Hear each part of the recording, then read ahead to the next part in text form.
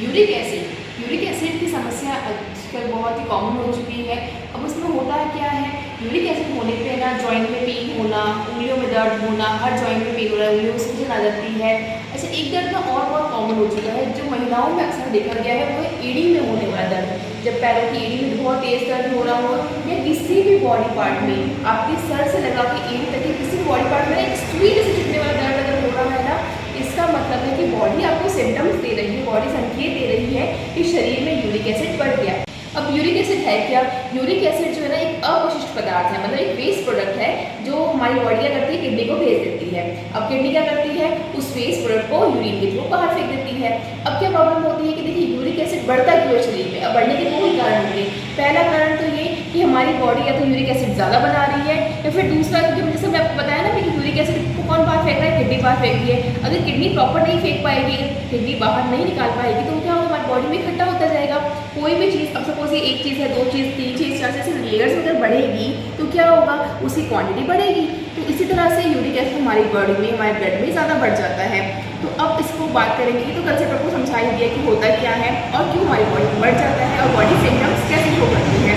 अब अगर बॉडी में बढ़ गया है तो हमें क्या ध्यान रखना है? देखिए, ना बढ़े उसके लिए भी क्या ध्यान रखना है, और अगर बढ़ जाए तो क्या ध्यान रखना है, दोनों कंसेप्ट को साथ में लेके चलेंगे। तो सबसे पहले क्या ध्यान रखना है कि डाइट में थोड़े बहुत चेंजेस करने हैं। अब जैसे आप यूरिक एसिड नाम से समझ ही गए होंगे कि एसिडिक चीज़ें हमें नहीं लेनी है। अब एसिडिक में क्या क्या चीज़ें आती है? पहली बात तो खटाई वाली चीज़ों का बिल्कुल ही सेवन नहीं करेंगे। फ्रूट्स में भी है ना, देखिए इस समय एक चीज़ विशेष ध्यान रखनी है आपको कि आप प्रोटीन वाली चीज़ें थोड़ा सा कम खाएंगे और फाइबर वाली चीज़ें का इंटेक जो है वो ज़्यादा करेंगे।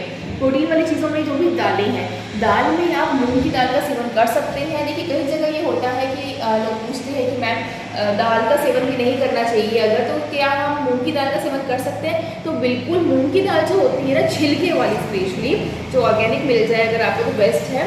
ऑर्गेनिक दाल अगर छिलके वाली होगी तो उसका क्या है ना, बहुत ही हल्की होती है, बहुत ही ज़्यादा सुपाच्य होती है, तो आप उसको ईजिली डाइजेस्ट कर सकता है बॉडी, तो आप उसका सेवन आप कर सकते हैं, उसमें कोई प्रॉब्लम नहीं है। लेकिन मूंग की दाल के अलावा जैसे राजमा हो गई, उड़द हो गई, अरहर की दाल हो गई, मसूर की दाल हो गई, इन सबको आपको सेवन नहीं करना है। ये सब प्रोटीन डाइट्स में थोड़ा सा कम कर देंगे हम लोग, इसको आप अवॉइड कीजिए।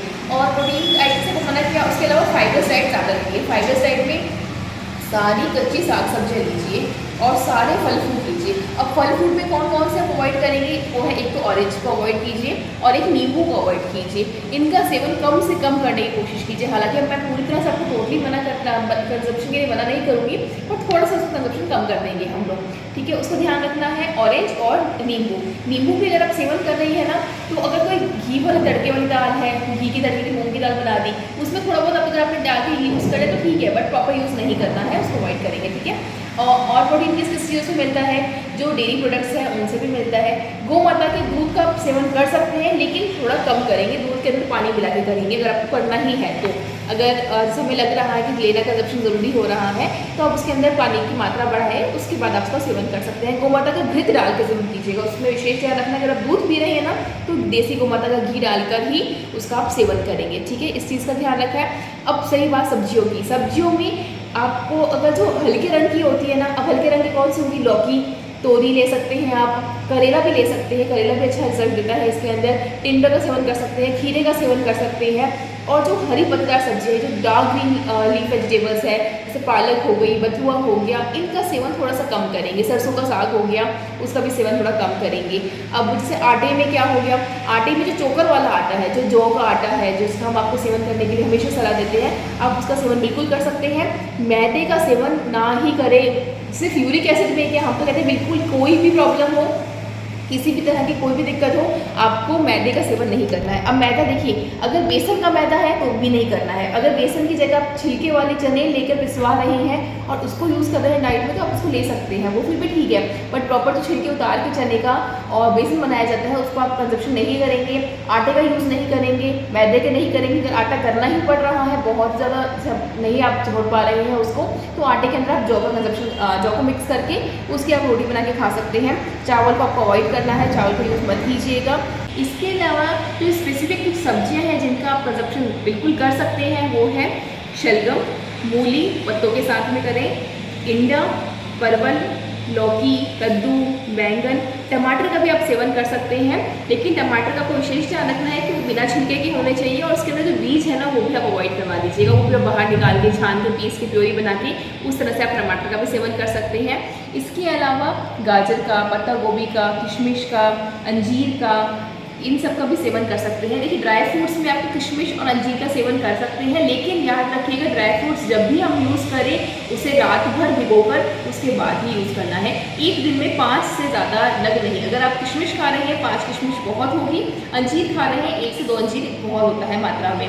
काजू और बादाम का यूज़ नहीं करना है, बिल्कुल नहीं करना है।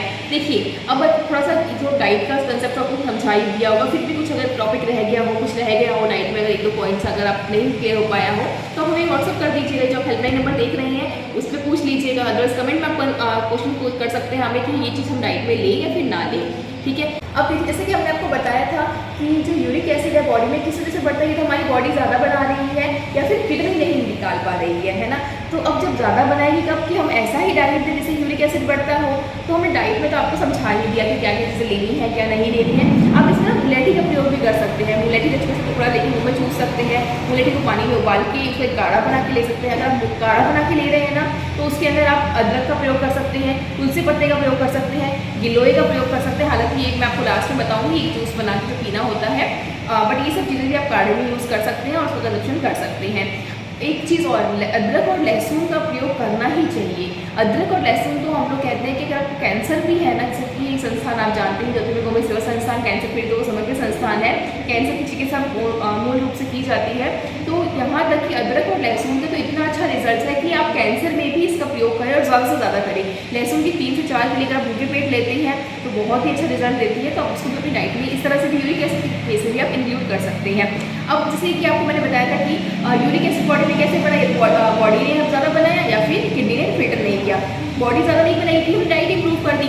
अब जो बना हुआ है उसको किडनी को इंप्रूव करवाने में हेल्प करनी पड़ेगी ना, कि किडनी कैसे बाहर निकालेगी। जो बन गया उसको बाहर कैसे निकालोगे, उसको तो डाइट से कंट्रोल कर सकते हैं, आउट कैसे करेंगे, निकालेंगे कैसे। तो किडनी को स्ट्रॉन्ग कर दें। अगर किडनी स्ट्रॉन्ग होगी, किडनी इजीली यूरिक एसिड बाहर निकालेगी तो यूरिक एसिड की मात्रा अपने आप कम हो जाएगी। कंसेप्ट बिल्कुल क्लियर हो गया ना, बहुत ही आसान सा है। किडनी को स्ट्रॉन्ग करने के लिए सबसे अच्छा तरीका है वो है संस्थान द्वारा बनाया गया किडनी किट, जो आप स्क्रीन में देख पा रहे हैं। इसका सेवन कैसे करना है, क्या करना है, उसके लिए जो हेल्पलाइन नंबर है आप उसको कॉल कीजिए और पूरी तरह से जानकारी लीजिए, जिससे किडनी को बल मिलता है, किडनी को स्ट्रॉन्ग होती है। और किडनी में अच्छा यूरिक एसिड की वजह से ना स्टोन, किडनी में स्टोन होने का प्रॉब्लम भी बहुत कॉमन है।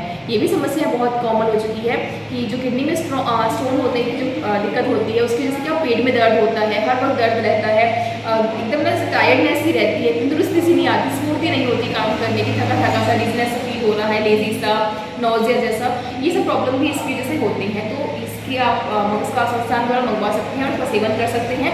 संस्थान द्वारा मंगाई गई किसी भी औषधि में किसी भी तरह का कोई केमिकल स्टेरॉइड प्रिजर्वेटिव नहीं होता, वो आपके लिए बिल्कुल केमिकल फ्री है, जिसका कोई भी दुष्परिणाम आपके स्वास्थ्य पे, आपके शरीर पे नहीं पड़ेगा। तो हमने किडनी को स्ट्रॉन्ग करने के लिए किडनी किट भी मंगा दिया। इसके अलावा थोड़ी बहुत जो होम रेमेडीज हम आपको हमेशा बताते हैं, उसके लिए आप पानी का सेवन अधिक से अधिक कीजिए। पानी जितना हो सके ज़्यादा पीजिए। अब क्या करना है, पानी जब भी आप सुबह उठे ना, बासी मुँह जो होता है ना, हमारी बॉडी में जो सलाइवा है उसका इंटेक हम ज़्यादा करेंगे तो हमारी बॉडी में क्या हुआ, एल्कलाइन डाइट ज़्यादा लेंगे। तो एल्कलाइन डाइट भी लेनी है। और एल्कलाइन वाटर कैसे किया हमने, पानी का जो सलाइवा है वो अंदर लिया। एक और तरीका होता है कि पानी को एल्कलाइन करने का, उसकी वीडियो हम आपको बहुत जल्दी देंगे। आप चैनल को अभी के अभी सब्सक्राइब कर दीजिएगा, जिससे कि जब आपको टॉपिक मिलेगा, जिससे जब आपको जानकारी मिलेगी कि पानी को भी एल्कलाइन कैसे बनाया जा सकता है, तो वो आप वीडियो सबसे पहले देख पाएंगे और अपने स्वास्थ्य के लिए जागरूक रह पाएंगे। तो वो चीज़ का भी आपको सेवन करना है। और इसके अलावा फाइबरस डाइट का सेवन ज़्यादा से ज़्यादा करना है। और एक बात विशेष ध्यान, कि जब भी आप खाना खाएं ना, हर बाइट को चबा चबा कर अच्छे से ले, जिससे क्या होता है, मुंह का जो लार है, मुंह का जो सलाइवा है, ज़्यादा से ज़्यादा हमारी बॉडी में जाता है। और जो हम भोजन कर रहे हैं ना, उसमें एल्कलाइन की मात्रा ज़्यादा रहती है, एसिडिक मात्रा थोड़ी कम हो जाती है। तो इन छोटे छोटे टिप्स और ट्रिक्स को ध्यान रखिएगा इनको। अच्छा, एक जो हमने लास्ट में कहा था मैंने आपको, कि जो मैं आपको बताऊंगी कि किस तरह का जूस का या काढ़े का आपको सेवन करना है, वो आप ध्यान नोट कर सकते हैं चाहे तो। उसमें ना ये जो आपकी फिंगर है ना, इस फिंगर के अनुसार आपको गिलोय की डंडी लेनी है। गिलोय की डंडी थोड़ी मोटी होनी चाहिए। उसके साथ में आप थोड़ा सा करेला मिला सकते हैं, अगर करेला अवेलेबल हो, सीजनेबल है, ध्यान रखिएगा जो भी हम सब्जियां वगैरह कह रहे हैं वो सीजनेबल सीजनेबल हो, गिलोय तो आप 12 मंथ्स कभी भी यूज़ कर सकते हैं। करेला हो तो करेला यूज़ कीजिए, लौकी मिला सकते हैं। अच्छा, लौकी का एक विशेष ध्यान, अगर आप दिन में एक बार कभी भी एक समय लौकी का जूस पीते हैं ना, उससे भी अच्छे रिजल्ट मिलते हैं। आप उसको कभी डाइट में इंक्लूड कर सकते हैं।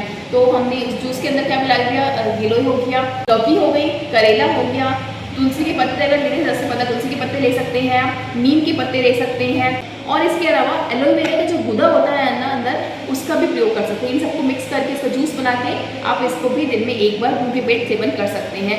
तो इस ट्रिक को आप जरूर अपना के देखिएगा, जिससे यूरिक एसिड की मात्रा आपके शरीर में बिल्कुल खत्म हो जाएगी और ये यूरिक एसिड की समस्या पूर्ण रूप से खत्म हो जाएगी। इसके बाद आपको किसी भी तरह की कोई मेडिसिन लेके या छोटा बड़ा ट्रीटमेंट की आवश्यकता आपको बिल्कुल भी नहीं पड़ेगी।